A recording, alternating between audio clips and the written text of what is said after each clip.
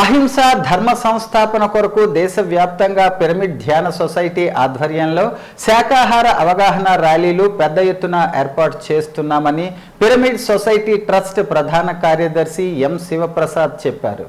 ఆదివారం శ్రీకాకుళం నగరంలో అంబేద్కర్ ఆడిటోరియంలో శాకాహారం వల్ల కలిగే ఉపయోగాలపై అవగాహన సదస్సు నిర్వహించారు. అంతకన్నా ముందు శ్రీకాకుళం నగరంలో ప్రధాన వీధుల్లో చలో శ్రీకాకుళం నేషనల్ వెజిటేరియన్ ర్యాలీ నిర్వహించారు.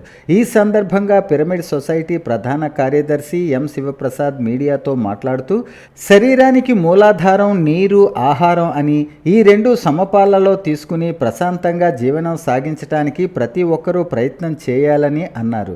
ప్రతి ఒక్కరిలో ఆత్మ చైతన్యం రావాలంటే మితాహారం తీసుకోవాలని, అది కూడా శాకాహారం మాత్రమేనని స్పష్టం చేశారు.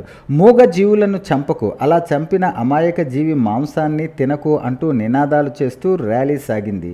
ఈ కార్యక్రమంలో శ్రీకాకుళం జిల్లా నలుమూలల నుంచి వచ్చిన శాకాహార ప్రియులు పెద్ద ఎత్తున పాల్గొన్నారు.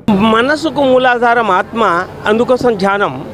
శరీరానికి మూలాధారం నీరు, ఆహారం. ఆహారం వల్లనే జీవులు వృద్ధి పొందుతాయి. అయితే ఈ ఆహారం ఏది తీసుకుంటే దానికి తగినటువంటి సరి అయినటువంటి వాక్కు బయటకు వస్తుంది. కనుక ఆహారం సాత్వికమైతే వాక్కు సాత్వికంగా ఉంటుంది, జీవనము సాత్వికంగా ఉంటుంది. ఆహారం సాత్వికం కావాలంటే శాకాహారం, ఆకుకూరలు, కూరగాయలు, అపరాలు, ధాన్యాలతో శాకాహారాన్ని తీసుకున్నప్పుడు, ధ్యానం వల్ల మనసు ఉత్తేజమైనప్పుడు శరీరము మనస్సు ఉత్తేజంగా ఉండి పనిలో చురుకుదనం, మేధస్సులో వృద్ధి, జీవితంలో వికాసం, వ్యవహారంలో జ్ఞానం ఉంటూ మన జీవితాన్ని మనం ఉద్ధరించుకోగలం. వీటన్నిటికీ కూడా ధ్యానం మూలాధారమైనప్పుడు ఆ ధ్యానానికి పిరమిడ్లు ఊతకొమ్మ.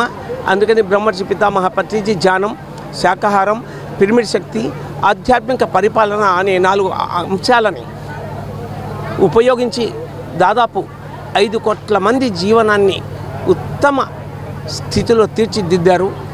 ఆ ఒరవడిలోనే నేషనల్ వెజిటేరియన్ మూమెంట్ ఈ శివ గారి ఆధ్వర్యంలో ఎంతో అద్భుతంగా ముందుకెళ్తుంది. కనుక ఈ శాకాహార ర్యాలీలు ఎందుకంటే ప్రతి ఒక్కరిలోనూ ఆత్మ చైతన్యం రావాలి అంటే అందుకు కేవలం ధ్యానం, శాకాహారం మాత్రమే మూలం. ఒక 40 రోజులు ఒక అయ్యప్ప స్వామి దీక్ష, శివ దీక్ష, హనుమాన్ దీక్ష చేసినట్లుగా ధ్యాన దీక్ష తీసుకుని ధ్యానం చేసి శాకాహారం తింటే ఆ జీవితం ఎంత అద్భుతంగా ఉంటుందో ప్రతి ఒక్కరికి అర్థమవుతుంది. కనుక ఈ మెసేజ్ని మీరు అందరికీ చేరవేస్తారని ఆశిస్తున్నాము. Thank you.